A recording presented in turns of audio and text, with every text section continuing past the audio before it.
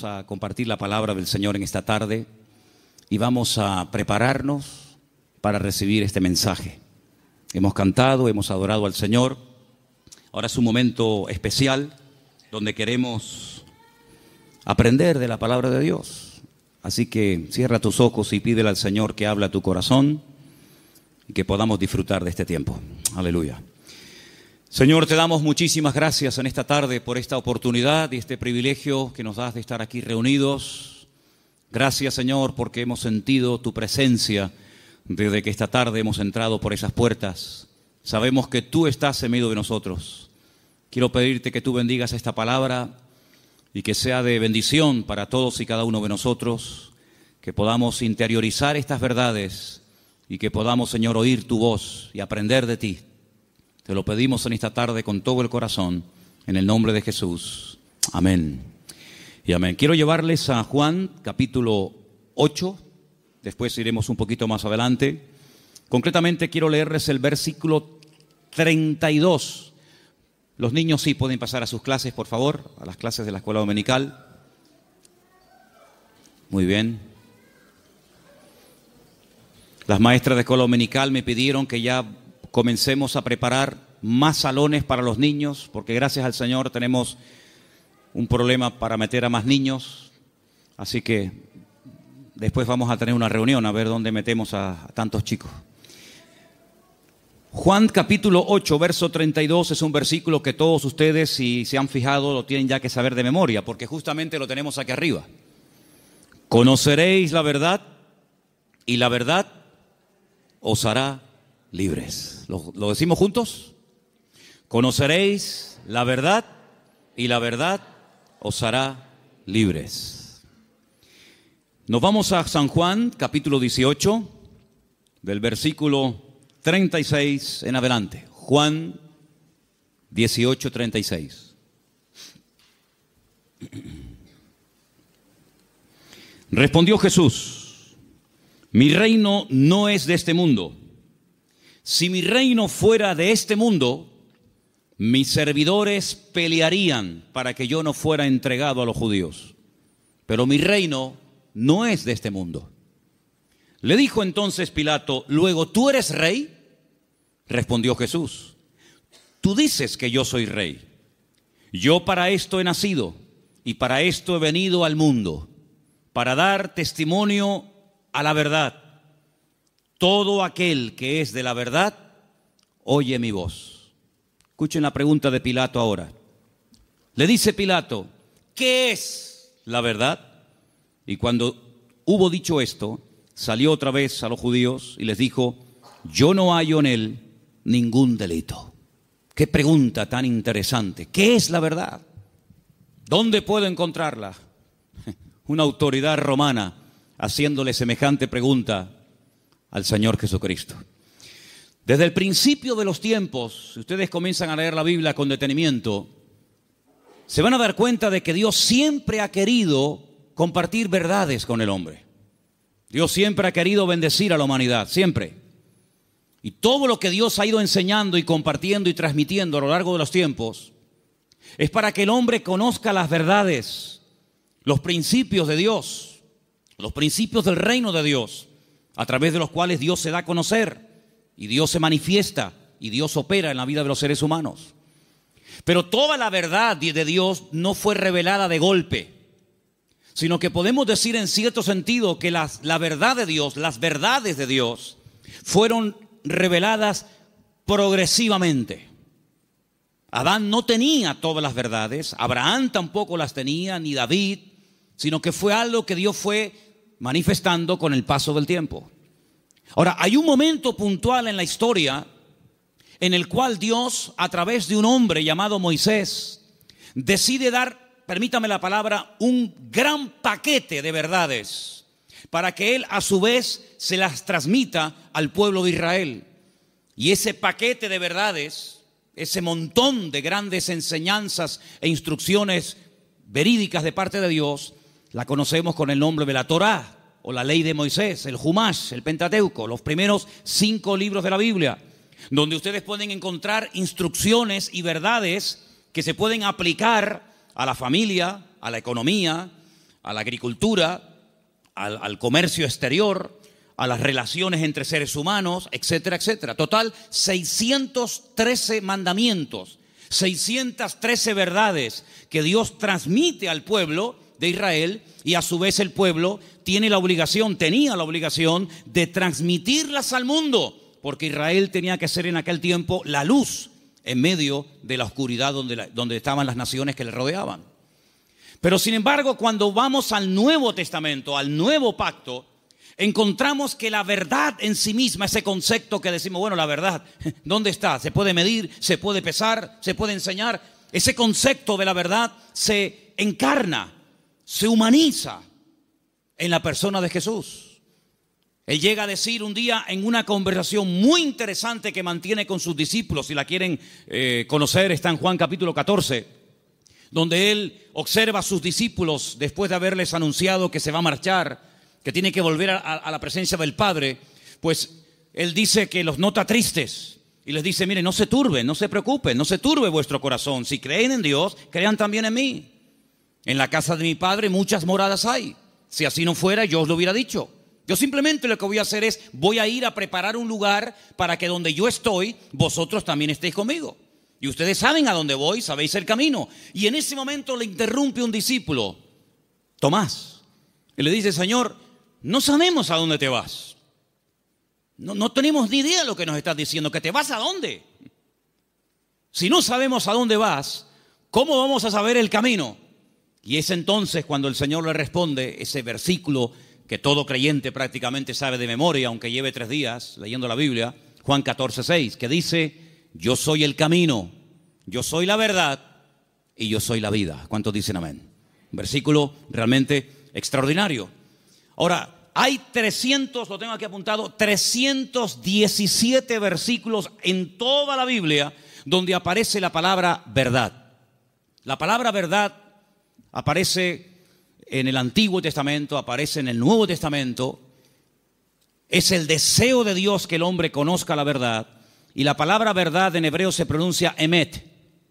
Y vamos a ponerla ahí para que ustedes vean cómo se escribe en hebreo la palabra, porque quiero explicarles rápidamente algo muy interesante acerca de esta palabra. La palabra emet se forma con esas 3 letras. La letra, tienen que leer de izquierda a derecha, ¿sí? La alef, la letra men y la letra tav. La letra alef es la primera del alfabeto hebreo. La letra tav es la última y la letra men es la del centro. Y digamos que se hace como una especie de trípode, ¿verdad? Con esas 3 letras se forma la palabra verdad, y de esa palabra salen múltiples combinaciones de todas palabras relacionadas, entroncadas con la palabra verdad, todas, por cierto, muy interesantes. Ahora, déjenme que les comparta algo acerca de la verdad. Cuando vamos a la palabra de Dios, encontramos que todo lo que uno hace en la vida tiene efectos a corto y a largo plazo. Si tú robas algo de alguien, puede ser que termines en la cárcel porque alguien te denuncia. Si tú golpeas a una persona, puede ser que te denuncie y tengas que presentarte delante de un juez. Si tú compras un coche, puede ser que te salga bueno o te salga malo. Es decir, todo efecto, todo lo que hacemos en la vida puede tener efectos positivos o negativos. Si analizamos fríamente a la luz de la palabra de Dios, ¿qué es lo que produce en el hombre? ¿Qué efectos positivos produce en el hombre la verdad? Es increíble. Lo primero que produce la verdad en la vida de la persona, como leemos aquí arriba, es libertad. Pero claro, uno tiene que decir o preguntarse, ¿libertad de qué? Cuando Jesús pronunció esta famosa frase, conoceréis la verdad y la verdad os hará libres, Él la pronunció en un contexto cultural y social completamente diferente al que tú y yo vivimos hoy en día. Porque aparentemente no existe esclavitud, pero en aquellos tiempos prácticamente el mundo entero, todo lo que era Europa, Asia y el norte de África, estaba dominado y controlado por un imperio terrible que era el Imperio Romano, donde la población romana, los que tenían la ciudadanía romana, era muy pequeña en relación con los que no tenían ciudadanía romana. Había millones y millones de seres humanos que estaban privados de libertad, es decir, eran esclavos. Claro, ya lo dije en una ocasión. No todos los esclavos tenían la misma posición. Había esclavos que tenían una libertad que otros no tenían, pero igualmente eran esclavos. No tenían derecho a paro, ni jubilación, ni vacaciones, ni descanso, nada que ver. Y cuando el Señor, en ese contexto de opresión, en ese contexto de abuso, en ese contexto donde no hay derechos, donde no hay beneficios de ningún tipo, pronuncia la palabra libertad, tuvo que causar un impacto tremendo, porque era el sueño de todo esclavo, poder algún día llegar a ser libre.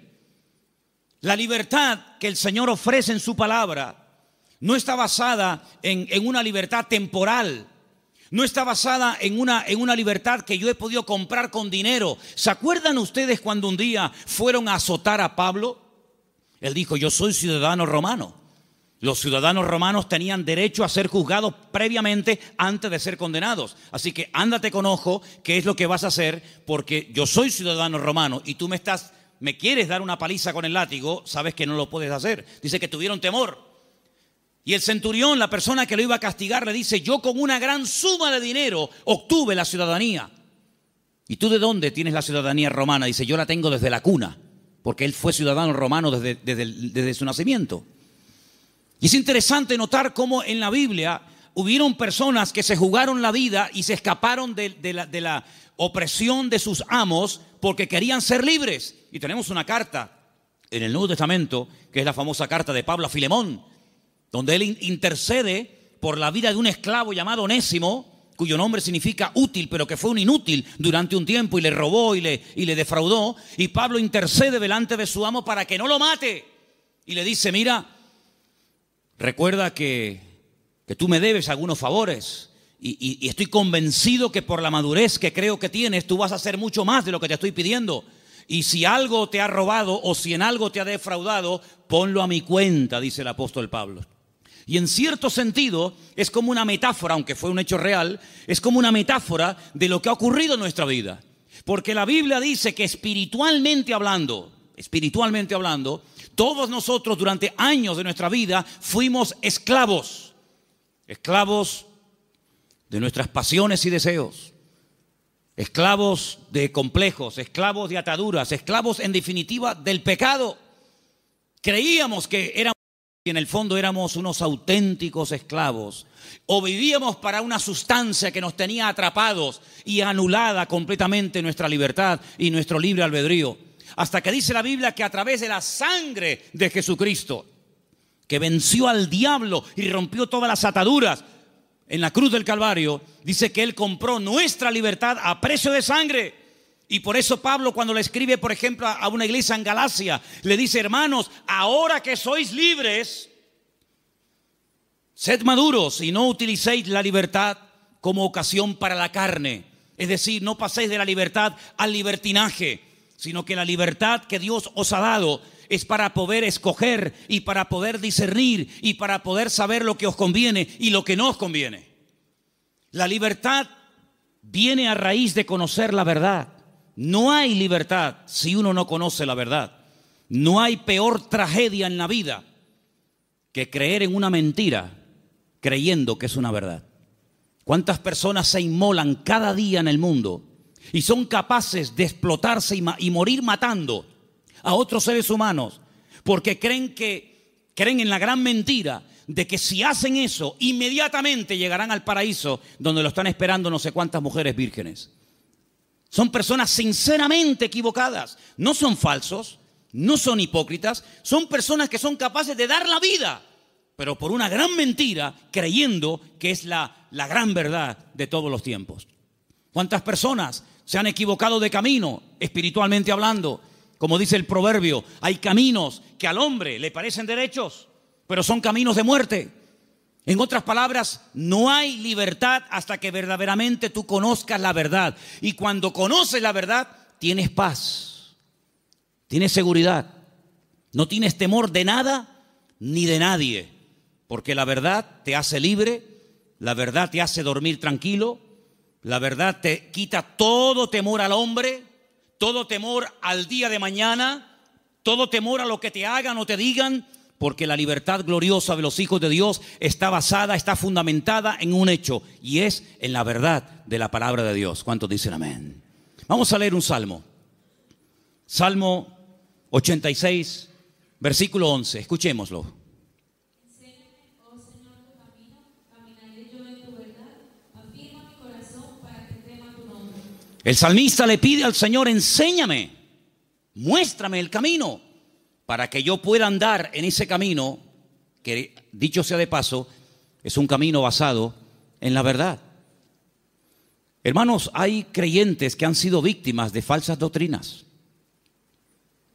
Hay creyentes que han estado tal vez en otras partes, en otras congregaciones, donde no han conocido totalmente la verdad y los efectos de la verdad en su vida.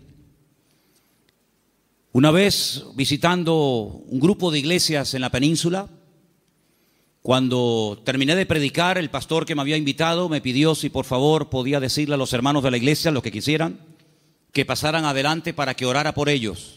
Yo le dije: bueno, si usted quiere que yo haga eso, está bien, que pasen adelante los que quieran, que en esta noche oremos por ellos. Cuando me acercaba a la gente que había pasado al frente, yo les preguntaba en baja voz al oído: ¿hay algún motivo, hay alguna cosa por la cual quiere que yo ore por usted? Y me decía, por ejemplo, la primera persona: sí, hermano, quiero que ore por mí porque estoy bajo maldición. Bueno, cuando iba al segundo, me decía más o menos lo mismo. Cuando llegué al tercero y me dijo más o menos lo mismo, digo: un momento. Me volví a subir al púlpito y volví a predicar otra vez. Digo: ustedes son víctimas, ustedes han sido víctimas de una mala enseñanza. Ustedes no están viviendo como creyentes. La Biblia dice: si alguno dice que cree en Él, debe andar, debe comportarse, debe vivir como Él anduvo. En otras palabras, ustedes tienen el nombre de creyentes, de hijos de Dios, pero están viviendo como esclavos. Y el Señor Jesucristo vino a este mundo para deshacer las obras del diablo. Y ustedes no entienden que el Señor Jesucristo, cuando fue clavado en la cruz, cargó, según dice la palabra de Dios, todas y cada una de las posibles maldiciones. Y Él se hizo maldición para que nosotros heredásemos bendición. Por lo tanto, ustedes están agarrándose a conceptos distorsionados y equivocados, y esa ignorancia es la que está haciendo que ustedes no vivan bien, no coman bien y no disfruten de la vida gloriosa de un hijo de Dios. Y cuando ellos recibieron esta enseñanza en esa noche y en otros días, ellos comenzaron a darse cuenta de que habían estado atrapados y habían estado esclavizados de mentiras que no sé quién se las enseñó, pero que ellos la abrazaron y la creyeron, interiorizaron esas mentiras, y si la verdad nos hace libre, la mentira nos hace esclavos. Por eso es muy importante, como decía el salmista: Señor, enséñame tu camino, enséñame las verdades de tu palabra para que yo pueda caminar por ellas. Leía en el día de hoy un libro que a mí sinceramente me apasiona, es uno de mis libros favoritos de lo que llamamos el Antiguo Testamento, el libro de Daniel. Hay un momento en el que Daniel ora al Señor pidiendo perdón por los pecados de la nación, sabiendo que el tiempo de la liberación del cautiverio en Babilonia se ha cumplido. Y hay un momento en el que él ora y dice las siguientes palabras. Escúchenlas por favor del libro de Daniel, después les digo dónde estamos leyendo.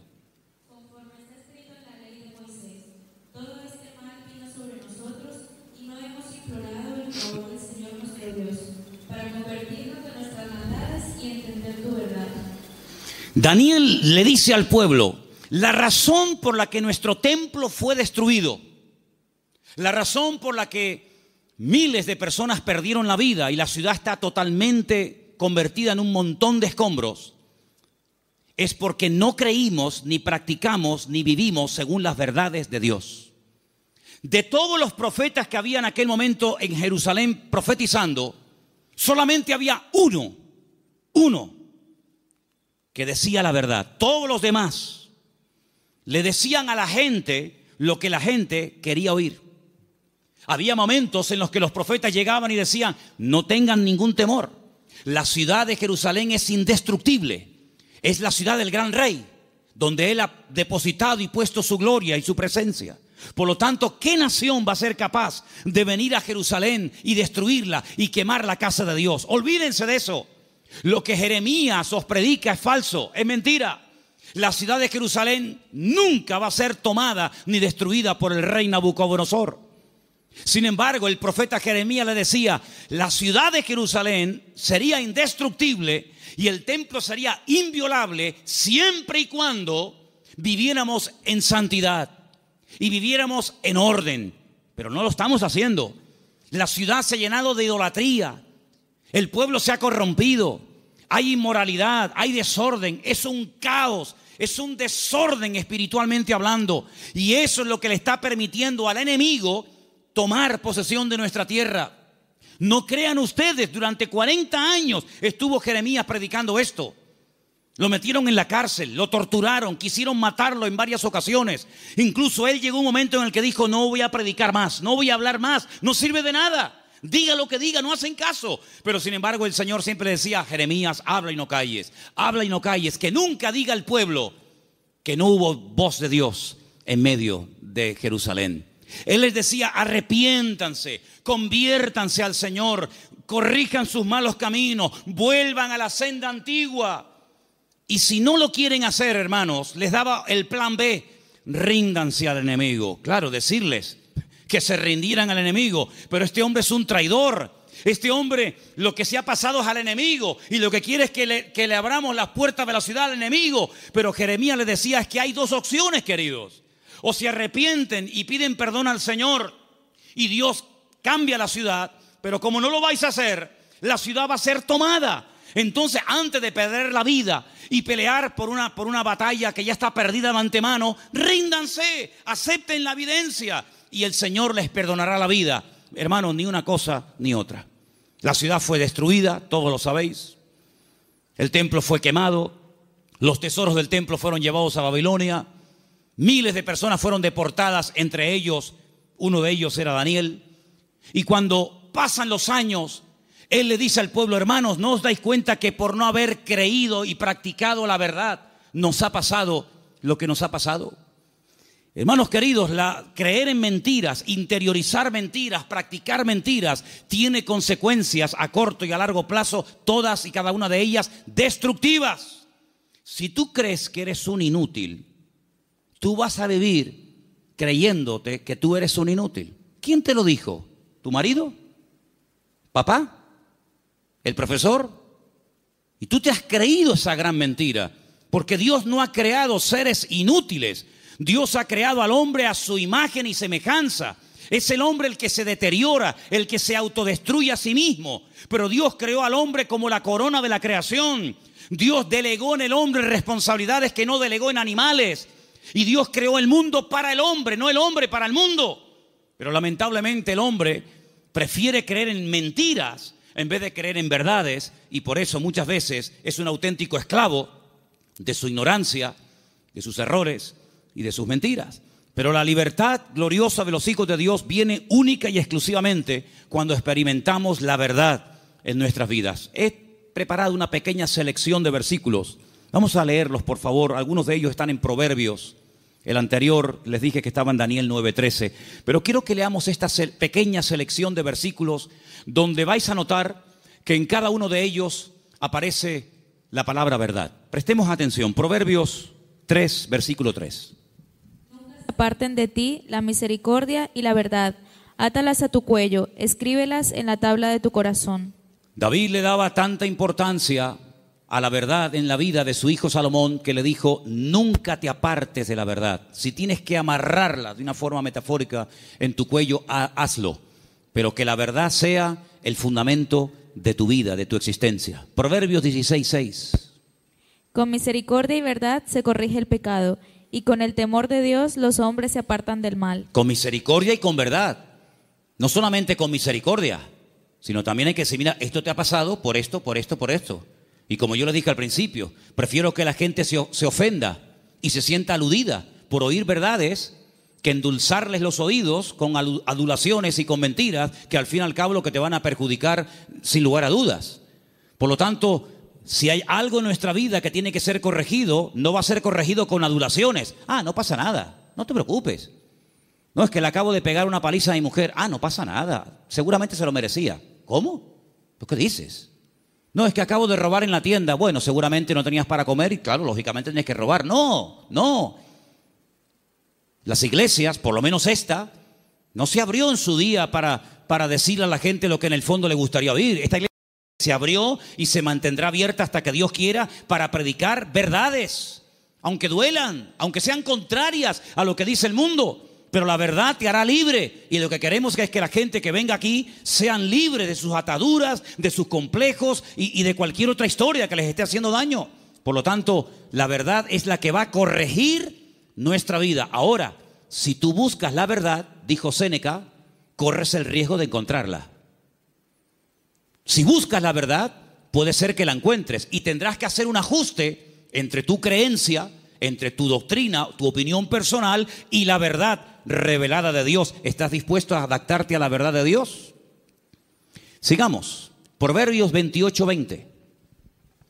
El hombre de verdad tendrá muchas bendiciones, mas el que se apresura a enriquecerse no será sin culpa. Ese versículo es buenísimo. ¿Lo oíste? El hombre de verdad tendrá muchas, ¿qué? Bendiciones. ¿Quieres ser un hombre bendecido? ¿Cuántos quieren ser un hombre bendecido? Pues tienes que creer, interiorizar y practicar muchas verdades. Y cada una de ellas traerá una bendición para tu vida, sin lugar a dudas. Nos vamos a la carta de Pablo a los Gálatas, capítulo 2, verso 14. Y dice así. Pero cuando vi que no andaban rectamente conforme a la verdad del Evangelio, dije a Pedro, delante de todos, si tú, siendo judío, vives como los gentiles y no como judío, ¿por qué obligas a los gentiles a judaizar? Pedro pasó un tiempo con el apóstol Pablo y se comportaba de una forma, y cuando vinieron judíos desde Jerusalén, se comportaba de otra. Y Pablo observó que delante de unas personas se comportaba de una manera, y cuando esas personas no estaban, se comportaba de otra. Y Pablo dijo, no estás actuando conforme a la verdad. El creyente es igual dentro de la iglesia que fuera. Es igual en lo privado que en lo público. Por la mañana o por la noche, da igual. No es que es un disfraz que me pongo para venir aquí y pongo cara de santurrón y de bueno y luego en la calle soy un demonio o en mi casa. No. Pablo dijo, no andáis rectamente conforme a la verdad. Y lo corrigió. Porque acabamos de leer que el pecado, lo deficiente, lo incorrecto, ¿cómo se corrige? Con misericordia, pero también con verdad. Seguimos en Gálatas, capítulo 3, verso 1. Y dice: Oh Gálatas insensatos, ¿quién os fascinó para no obedecer a la verdad? A vosotros ante cuyos ojos Jesucristo fue ya presentado claramente entre vosotros como crucificado. Hay un momento en el que entran en la congregación personas que comienzan a enseñar cosas diferentes a las que aprendieron a través del apóstol Pablo, fundador de la iglesia. Le llega la noticia al apóstol Pablo y les escribe una carta y les dice, pero ¿por qué no estáis obedeciendo a la verdad? Luego, la verdad no es simplemente para decir estoy de acuerdo con ella, sino es para obedecerla.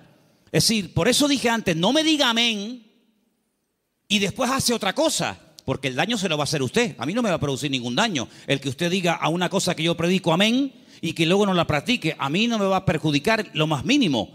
Pero cuando usted le manda al cerebro una orden, cuando el cerebro con su boca oye una cosa, usted con su boca dice una cosa, pero luego hace otra, está demostrado científicamente, créame esto, hermano. Cuando usted con sus palabras dice una cosa, pero hace otra, usted está enfermando su mente. ¿Qué le parece?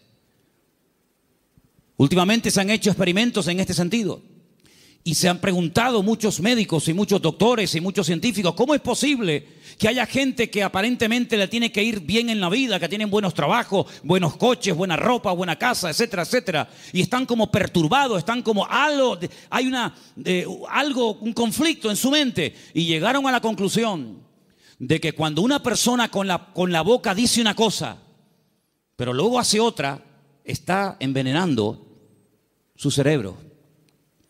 Así que mejor es estar con la boca cerrada que decir estoy de acuerdo, amén, voy a hacer esto, y luego estás haciendo todo lo contrario, te estás perjudicando. Así es que el apóstol Pablo dice, ¿por qué no estáis obedeciendo a la verdad? Porque la verdad no es para que digáis, ay, qué bonita. La verdad es para obedecerla.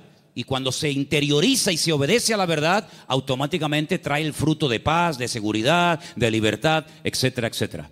Vamos a 2 de Timoteo 2:15. Otro texto, por cierto, muy interesante, que dice así. Procura con diligencia presentarte a Dios aprobado, como obrero que no tiene de qué avergonzarse, que usa bien la palabra de verdad. Que usa bien. Hay gente que conoce la palabra, pero la tergiversan, la manipulan, quitan parte del versículo o añaden cosas que no dice la Escritura. Y te dice, oye, ¿cómo saben esta gente la palabra? ¿Cómo la conocen? No, la manipulan. Y uno de los peores pecados que podemos hacer es amañar, manipular la Escritura para enseñar medias verdades. Yo dije en una ocasión, y lo vuelvo a repetir hoy, que cuando en la vida de un creyente viene una enseñanza, un mensaje que está basado en mentiras, automáticamente la persona, por la experiencia, por el discernimiento espiritual o por el conocimiento, aunque sea mínimo, de la Escritura, automáticamente lo descarta, porque dice, eso no es verdad, eso es mentira. Si una persona viene y te da un mensaje basado puramente en la verdad, todo es verdad desde el principio hasta el final, no hay ningún problema, no hay que cuestionar nada porque reconoces que es la verdad. El problema está cuando se mezclan verdades con mentiras. Y hay que tener mucho discernimiento espiritual, mucha experiencia y mucho conocimiento de la palabra para saber dónde cortar, dónde separar la verdad de la mentira. Hermanos, el Señor Jesucristo dijo una vez a los discípulos y por lo tanto a todos y a cada uno de nosotros en el día de hoy: os conviene que yo me vaya, porque si yo no me fuese, el Consolador no vendría. Pero si yo me voy, yo le rogaré a mi Padre para que os envíe el Consolador para que esté con vosotros para siempre. Es decir, que lo que ustedes pueden entender que es una desgracia y una tragedia, va a ser un beneficio para vosotros. Porque si yo no me voy, ninguno de vosotros podría tener el espíritu que yo he tenido durante estos años de mi vida. Pero yo lo enviaré, yo le rogaré al Padre para que os envíe al Consolador y esté con vosotros para siempre. Y dice, Él tomará de lo mío y Él os lo hará saber.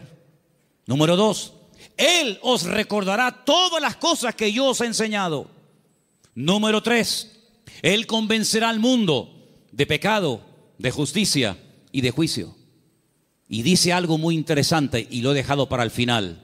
Y Él os guiará a toda la verdad. ¿Cuántos dicen amén? La verdad no es una lotería que unos la descubrieron y otros tantos nunca supieron cuál era. La verdad tiene nombre y se humanó y se encarnó en la figura de nuestro Señor Jesucristo. Por eso Él declaró categóricamente: yo soy el camino, la verdad y la vida. Pero el versículo no termina ahí. El versículo añade la siguiente frase: y nadie va a ir al Padre sino solamente a través de mí. ¿Cuántos dicen amén? Jesús no es una verdad. Bueno, hubieron muchas verdades y Jesús vino a enseñar otra gran verdad. No, Jesús es la verdad, con mayúscula y subrayado. No hay 1000 verdades y cada uno escoge la suya. No, Señor. Hay una verdad revelada en la palabra, manifestada en la persona de Jesucristo. Y si prestaron ustedes atención a la lectura que esta tarde se leía, hay un momento en el que en el discurso de Pablo, que se leyó esta tarde en el Areópago en Grecia, él dijo: hay un momento en el que Dios pasó por alto la ignorancia de las naciones. Pero Dios ha establecido que a través de su Hijo, el que a Él ha escogido, algún día, cuando Él lo tenga determinado, juzgará a todas las naciones de la tierra, y por aquel varón que Él levantó y constituyó, juzgará a todas las naciones de la tierra. Es decir, hay un momento en el que pudimos ser ignorantes, pero ya no somos ignorantes, ni queremos seguir siendo ignorantes. ¿Amén, hermanos? Ahora queremos aprender las verdades. Y puede ser que cuando descubramos ciertas y determinadas verdades, nos demos cuenta, como a mí me pasó, que los hombres me engañaron. Porque los hombres me enseñaron cosas que no eran verdades pero me las enseñaron como si fueran verdades. Y yo las creí. Y por eso no podía vivir una vida de libertad, de paz, de victoria, de bendición. Porque la mentira, la ignorancia no es la respuesta. La respuesta y lo que Dios quiere para la vida de todos y cada uno de nosotros es que conozcamos la verdad. Y la verdad se puede conocer y experimentar y vivir, y es la persona de Jesucristo. ¿Cuántos dicen amén? Quiero que leamos un versículo más. Isaías 26:2. Porque ahí la palabra verdad, emet, aparece en plural. Y me llamó mucho la atención. Y quiero que escuchen este texto, por favor. Isaías 26:2. Abrid las puertas y entrará la gente justa, guardadora de verdades. Guardadora de verdades. Isaías 26:2. Emet es verdad. Emunim es verdades. Hay una gran verdad que Dios reveló a través de Jesús. Y es que el hombre es pecador. Por más que intente, no puede tener comunión con un Dios santo. Pero Dios envió a su Hijo unigénito al mundo para que todo aquel que crea en Él no se pierda, mas tenga vida eterna. Esa es la gran verdad. Que hay un Salvador, que se puede restaurar la relación del hombre con Dios, que el hombre puede salvarse de la condenación, que el hombre puede volver a tener comunión con su Creador y su Diseñador. Esa es la gran verdad. Pero luego, en torno a esa gran verdad giran muchas verdades.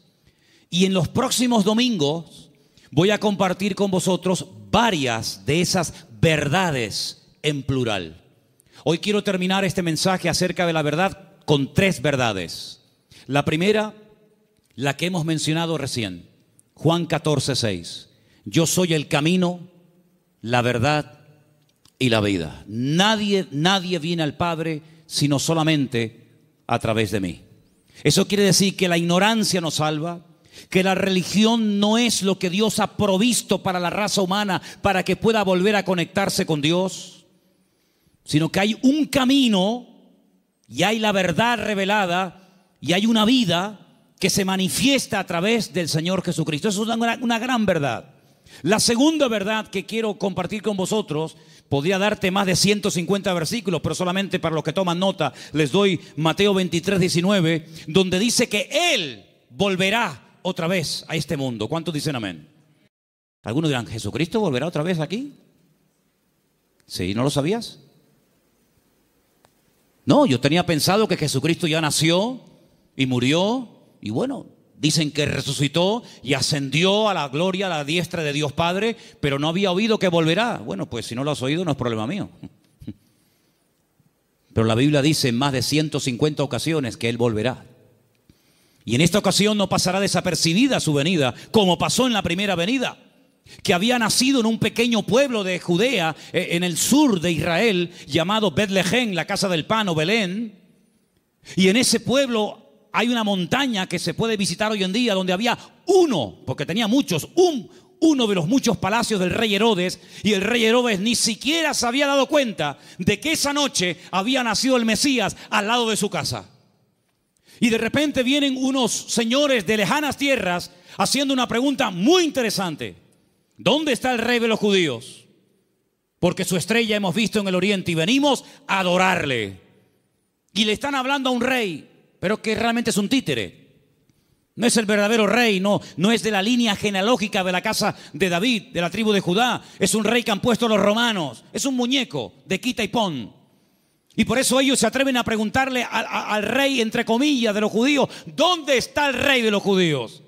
Porque venimos a adorarle. Y ustedes ven que esos hombres, me da igual si eran 3, 20 o 40, no se postraron ante Herodes y lo adoraron y le abrieron sus tesoros, porque ellos sabían que ese no era.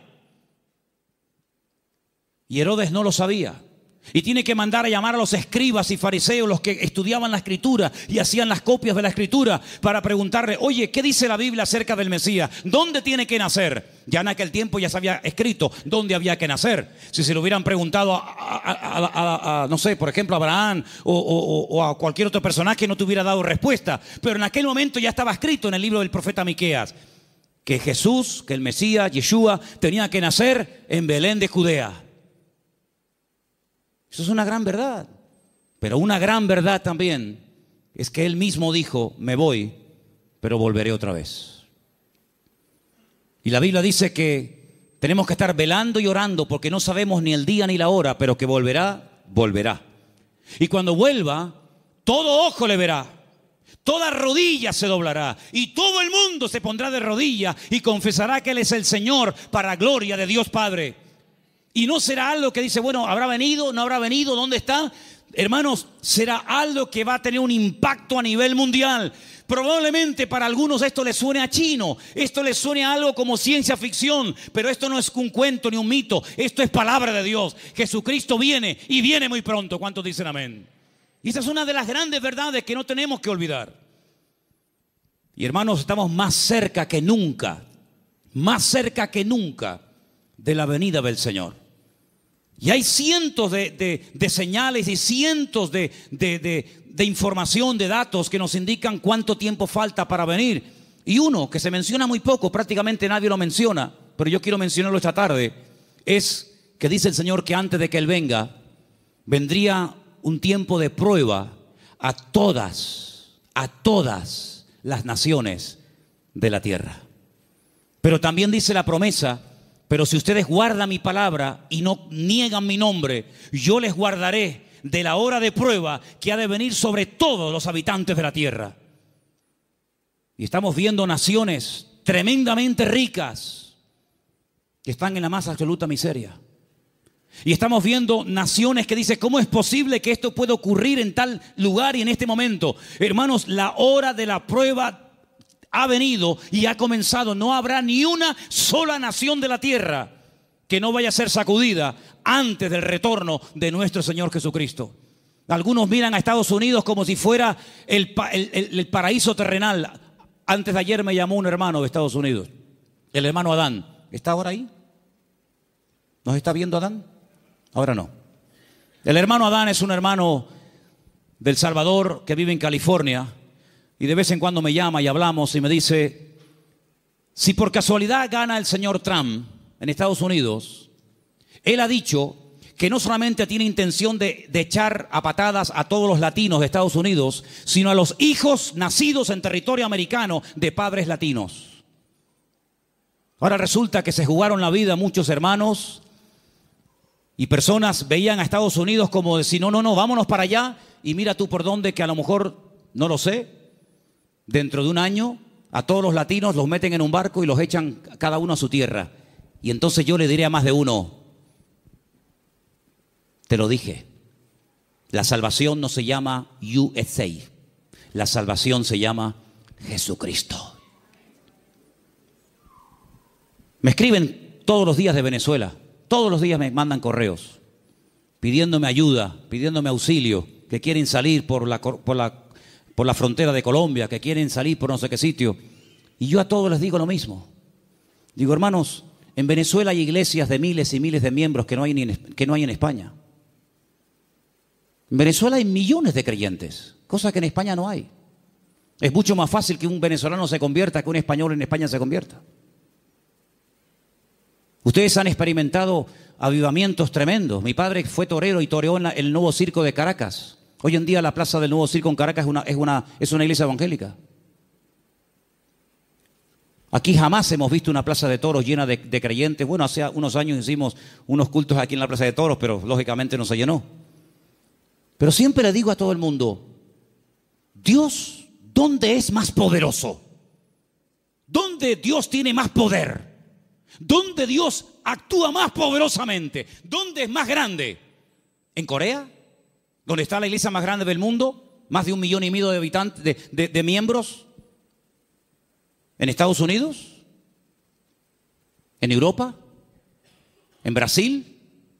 ¿Dónde Dios es más grande? En todas partes, hermano. ¿Sí o no? En todas partes nuestro Dios es grande. La Biblia dice, entra en tu aposento y tu Padre que te ve en lo secreto te recompensará en público. Eso lo dice la Biblia. Y se lo dice al español, al latino, al americano, al japonés, al chino y a todo el mundo. No nos podemos mover de un lugar a otro a menos que Dios nos diga, muévase. Abraham se fue a Egipto cuando había crisis económica en Canaán. Y él se fue a Egipto a buscar trabajo, a buscar comida, comida para los animales y para su familia, a buscar agua para sus ovejas. Y cuando años más tarde su hijo Isaac lo quiere hacer, Dios lo para y le dice, no se mueva usted de aquí. Pero Señor, no hay agua para mis ovejas, se me van a morir todas. No hay comida, no hay nada. ¿Dónde vivía Isaac en aquel momento, hermanos? En Beer-sheba, en la ciudad del Negev, en el sur de Israel. Un calor terrible, arena y nada más que arena. En Egipto siempre había agua, siempre había posibilidades, siempre había comida, siempre había de todo. Y el Señor le dice a Isaac, este año tienes que sembrar tu semilla en medio del desierto. Yo no sé si hay aquí algún agricultor, alguien que entienda de campo, pero si usted siembra semillas en el desierto, me da la impresión de que no va a cosechar una buena cosecha. No sé, me da la impresión de que no. Pues dice la Biblia que al año siguiente, cuando llegó el tiempo de la cosecha, Isaac cosechó a 100 por 1. Es decir, siembro una semilla y recojo 100 por cada una que he sembrado. Una desproporción increíble. Los filisteos vinieron y le dijeron, queremos hacer un pacto contigo. Y le dice Isaac, ¿ahora quieren hacer un pacto conmigo? Primero me echan, me amargan la vida y ahora quieren hacer un pacto conmigo. Pero es que la bendición de Dios siempre despierta envidia.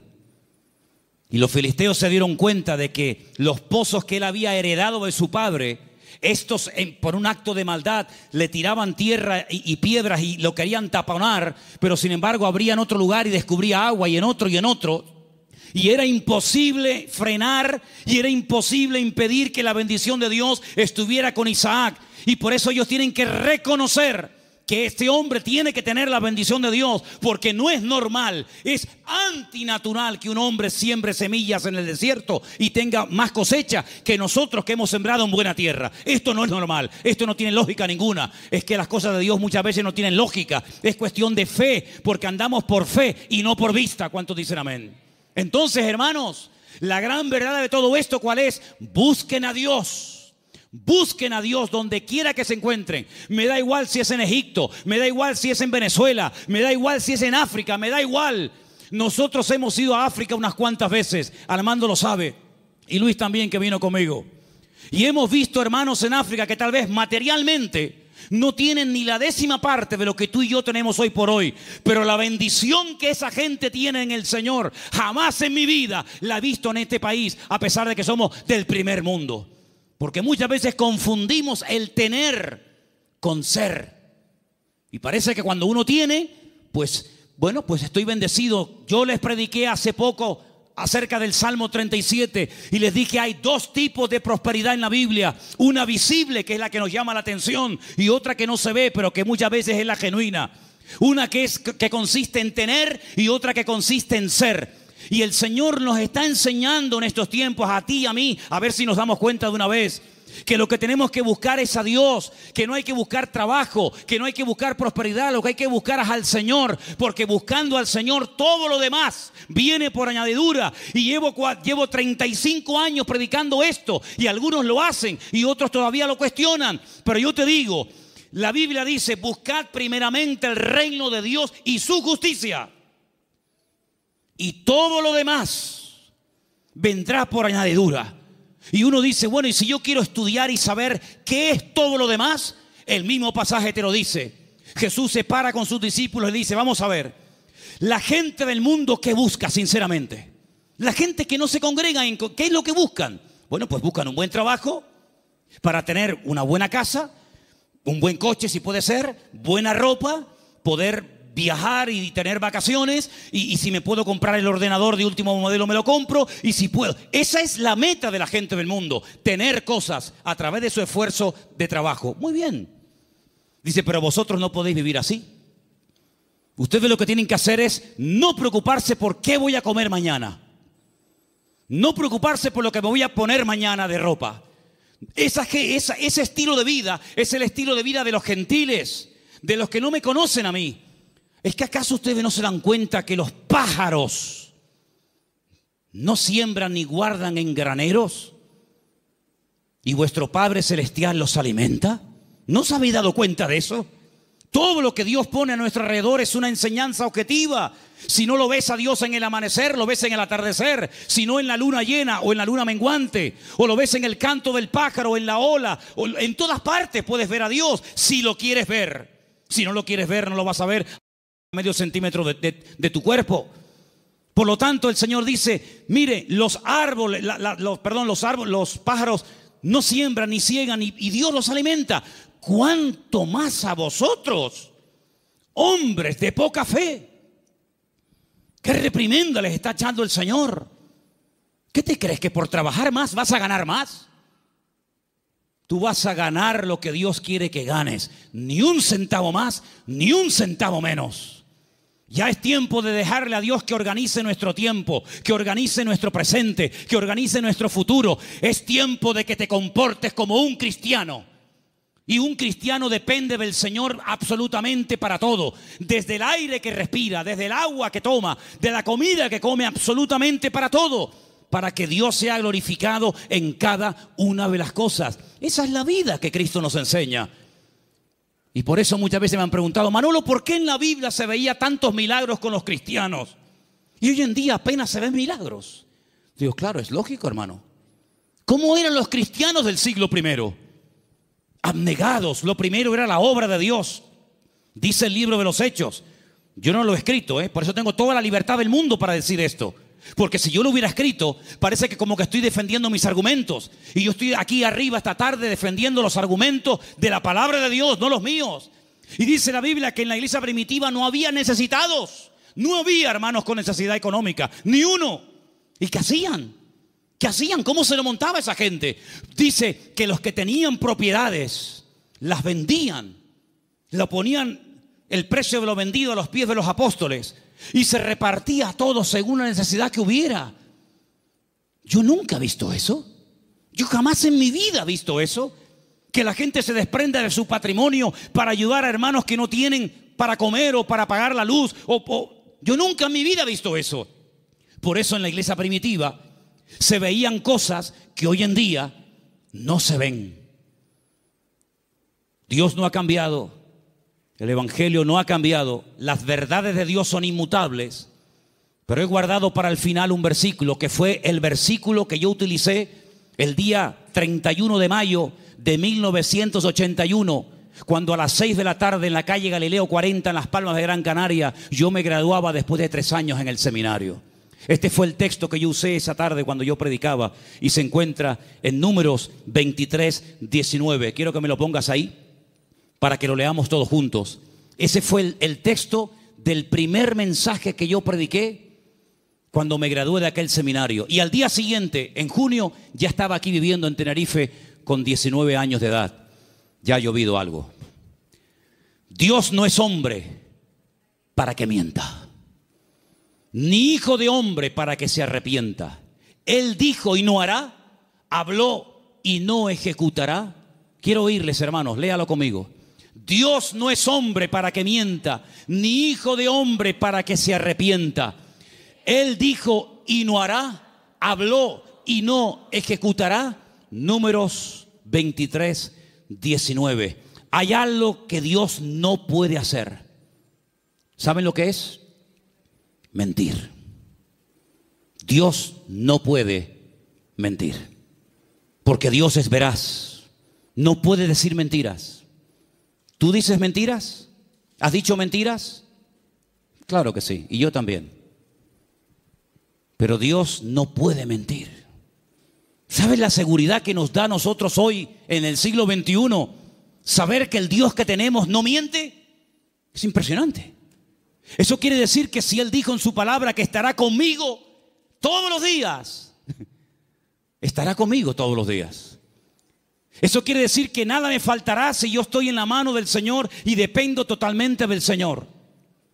Eso quiere decir que cuando yo oro, Él me oye. Y si me oye, sabemos que tenemos las peticiones que le hayamos hecho. Eso quiere decir que cada noche cuando me voy a dormir a mi casa, el Señor manda ángeles para que protejan mis sueños y me protejan de todo peligro y de todo mal. Eso quiere decir que si yo me enfermo, Él me sanará, porque el Señor es mi sanador. En otras palabras, más de 8,000 y pico de promesas en la Biblia no son cuentos, no son engaños, no son caramelos que te lo ponen en la boca y cuando lo quieres probar te lo quitan. Eso quiere decir que el que busca halla. Es verdad eso, hermanos. El que llama se le abrirá y el que pide recibe. Eso quiere decir que puedes ser libre de la droga, del alcohol, del sexo, de la lujuria, de la pornografía, de los complejos, de las enfermedades mentales, psicológicas y de todo lo que te puedas imaginar. ¿Por qué? Porque el Señor dice, conoceréis la verdad y la verdad os hará libres. Si Dios no miente, eso quiere decir que esta noche Él está aquí entre nosotros. ¿Sí o no?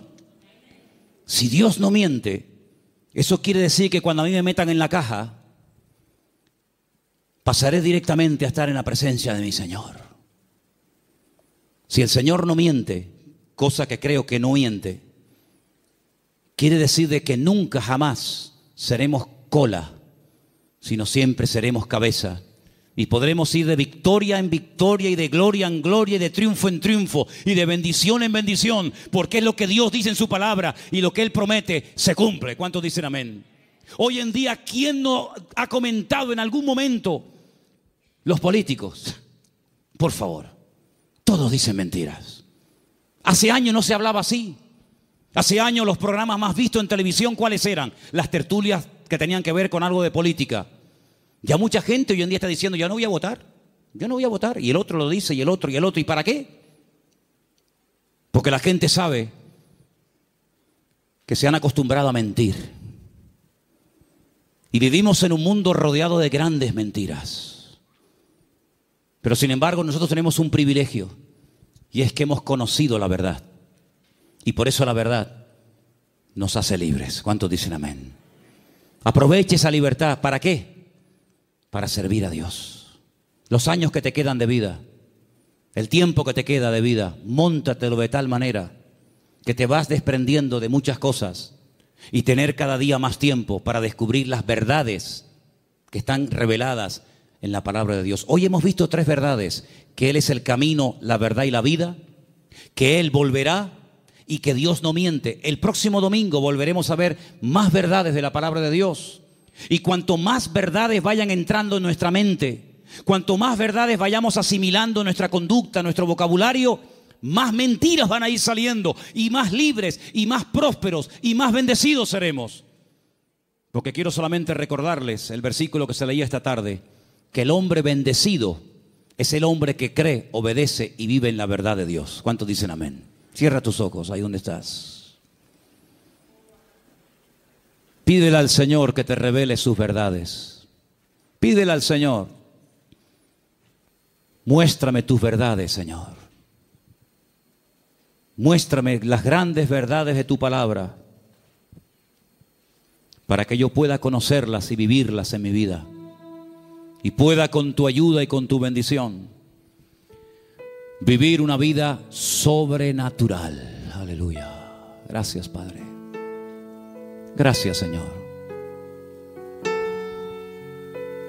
Hay gente que se ha pegado toda la vida buscando experiencias.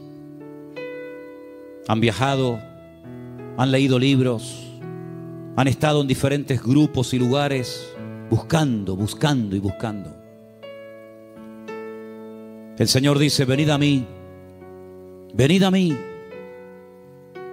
los sedientos, y el que cree en mí correrán de su interior ríos de agua viva. Cristo es la verdad, la Biblia es la verdad, el Evangelio de Jesucristo es el Evangelio de la verdad.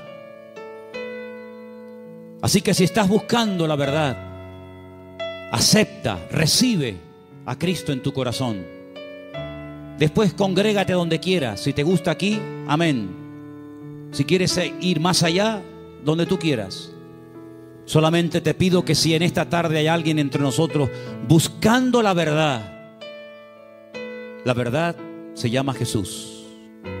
La verdad tiene nombre y es el Señor, el Maestro, el Rey de Reyes y el Señor de los señores. Él es la verdad. Fuera del Señor no me interesa saber nada. Señor, en esta noche te damos gracias porque la verdad se puede conocer, la verdad se puede experimentar, y la libertad viene como resultado de haber conocido la verdad de Cristo Jesús. Señor, yo te pido que en nuestra vida solamente haya verdades. La verdad deshace, la verdad pudre el yugo de la mentira, de la esclavitud, de la ignorancia. Y te pedimos en esta noche, Señor, que tú como Rey de Reyes y Señor de los Señores me muestres cada día las verdades de tu bendita palabra. Ayúdanos, Señor, a caminar en verdad. Ayúdanos, Señor, a desprendernos de mentiras, de tradiciones, de costumbres, de ideas y de opiniones que no tienen nada que ver con la verdad de Dios. Estamos dispuestos a ser tratados. Estamos dispuestos, como decía el salmista, enséñame tu verdad para practicarla y vivirla. Señor, en el nombre de Jesús, aclara los pensamientos confusos, la mente perturbada. Saca a la luz tu palabra para que podamos verdaderamente caminar.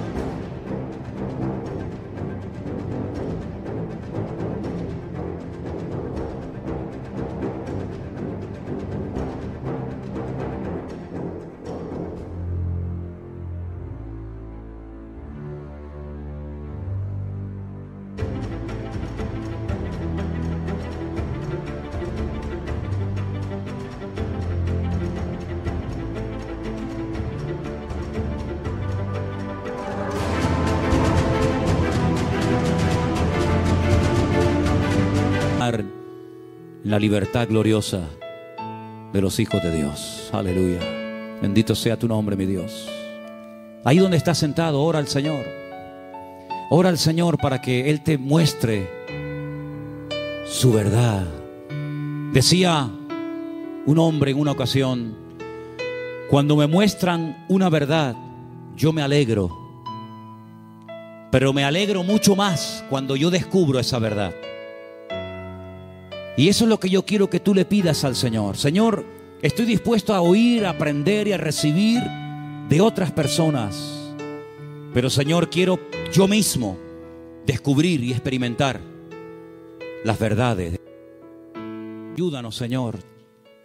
Te lo pedimos en esta noche con todo el corazón, verdaderamente, en el nombre de tu amado Hijo Jesús, mi Señor. Muéstranos la verdad cada día.